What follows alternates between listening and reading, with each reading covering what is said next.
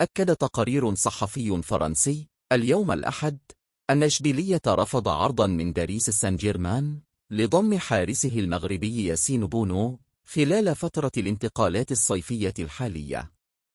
وطلب الإسباني لويس إنريكي المدير الفني لسان جيرمان من إدارة ناديه التعاقد مع الحارس المغربي وأحد أفضل 3 حراس في العالم العام الماضي.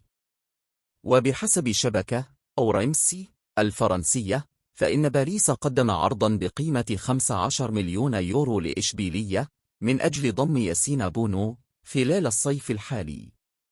وأشار التقرير إلى أن إشبيلية يرفض الاستماع لأي عرض يقل عن 20 مليون يورو، لكن المفاوضات لا تزال مستمرة بين الناديين.